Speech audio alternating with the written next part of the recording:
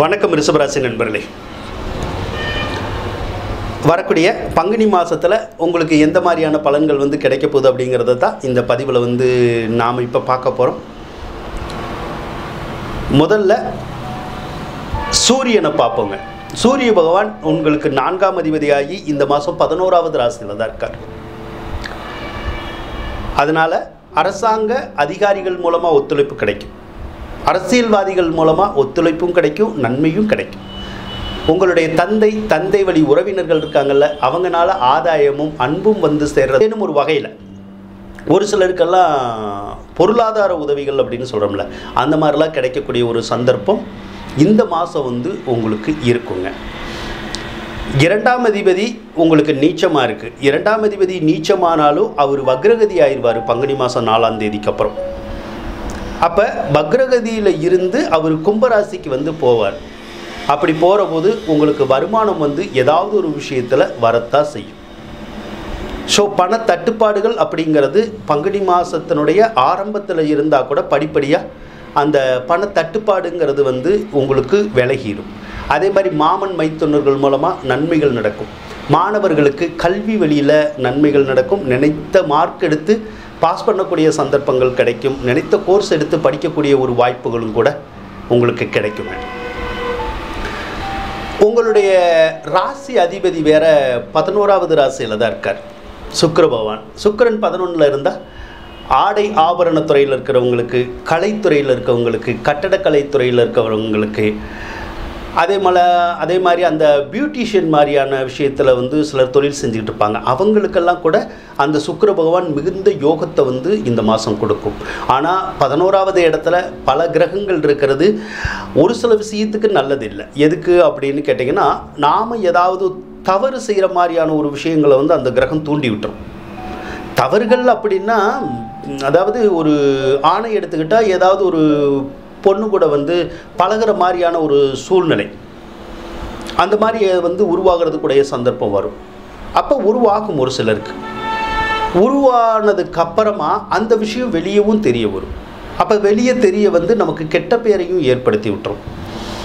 அதனால் அந்த தகாத உறவு முறை அப்படின்னு வர்றபோது அதில் மட்டும் நீங்கள் எச்சரிக்கையாக இருந்துக்கிட்டீங்கன்னா உங்களுடைய பேர் கெட்டு போகிறதுக்கான ஒரு சந்தர்ப்பங்கள் இருக்காதுங்க. சனியை பொறுத்தளவுக்கு இப்போ 10ஆவது ராசியில் தான் இருக்கார். சனி 10ஆவது ராசியில் இருக்கிறது ரொம்ப நல்லது தான். அவர் ராகுவோட நட்சத்திரத்துலையும் இருக்கார். அது மார்ச் 15 வரைக்கும் தான் இருக்கும். மார்ச் 15ஆம் தேதி அந்த ராகு நட்சத்திரத்தை விட்டு விலகிடும் சனி பகவான். அப்போ விலகிற போதே உங்களுக்கு தொழில் ஸ்தானத்தில் இருக்கிற இடைஞ்சல்கள் விலகிடும். அப்போ தொழிலில் இருக்கிற சிரமம், சிக்கல், கஷ்டம் எல்லாமே விலகிடும். போட்டி பொறாமை முதல் கொண்டு விலகிடும். ஓடாத தொழிலும் ஓட ஆரம்பிக்கும், நடக்காத வேலையும் நடக்க ஆரம்பிக்கும், வராத பணமும் வர ஆரம்பிக்கும், செல்வம் செல்வாக்கியமும் நமக்கு கூட ஆரம்பிக்கும். அதே போல் கர்மதோஷம் அப்படிங்கிறது உங்களுக்கு இருந்துக்கிட்டே தான் இருக்குது. கர்மதோஷம்னா இரண்டு அர்த்தம் தான். ஒன்று, தொழில் தொடங்கணும் அப்படின்னா சிலர் தொடங்கிக்கலாம், தொடங்கிறதுக்கான சாத்தியக்கூறுகள் இருக்கும், தொடங்கிக்கலாம். இன்னொன்று கர்மம் அப்படின்னா நம்ம வீட்டில் இருக்கிற வயசானவங்களுக்கு ஏதாவது ரொம்ப உடம்பு சரியில்லாமல் போச்சுன்னா கொஞ்சம் காப்பாற்றுறது கஷ்டம்.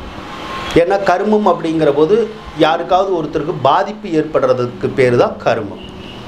அதாவது கர்மம் செய்கிறோம் அப்படின்னு சொல்கிறோம்ல, அந்த வார்த்தை தான். அதுவும் நடக்கும். ஒருவேளை மனுஷங்களுக்கு நம்ம வீட்டில் வரலன்னா நம்ம வீட்டில் இருக்க ஆடு மாடு நாய் கோழி பூனை இருக்குல்ல, அதுகளுக்கு கூட அந்த இறப்புக்கள் அப்படிங்கிற மாதிரி வர்றதுக்குடைய ஒரு சந்தர்ப்பமும் அந்த சனி பகவான் கொடுக்க தான் செய்யும். ஆனால் பேரு புகழெல்லாம் கொடுக்கும். அரசியல் வகையிலெல்லாம் இருக்கிறவங்களுக்கெல்லாம் நல்ல வெற்றி வாய்ப்புகளை கொடுக்கும், நல்ல பட்டம் பதவிகள் கொடுத்துரும் அது. அதனால் சனியினால் நல்ல யோகங்களை பெறக்கூடிய ஒரு மாதம்தான் இந்த மாதம்.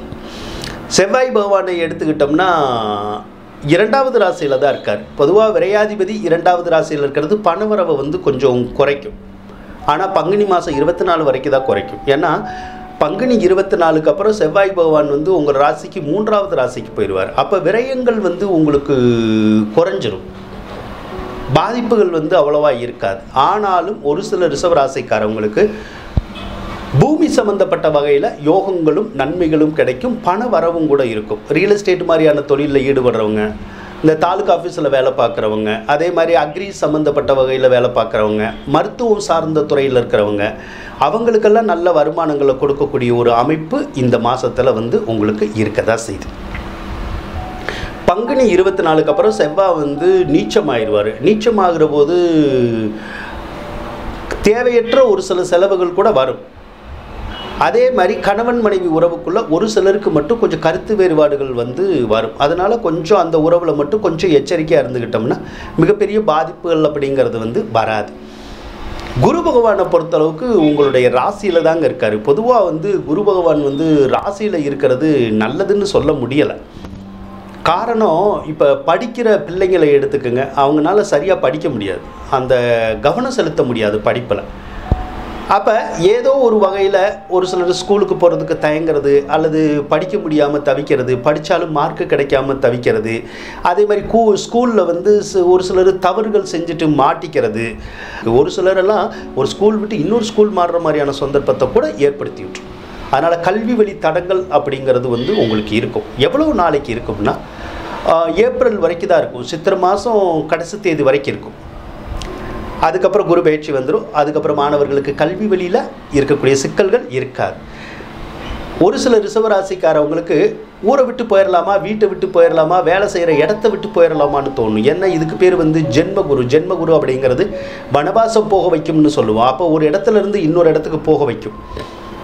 அப்போ நம்ம ஏற்கனவே ஒரு இடத்துக்கு போயிட்டு இருந்தோம்னா அந்த இடத்துக்கு போக விடாமல் செய்யும். வேலையாக இருந்தாலும் சரிதான், வேறு எந்த விஷயமா இருந்தாலும் சரிதான்.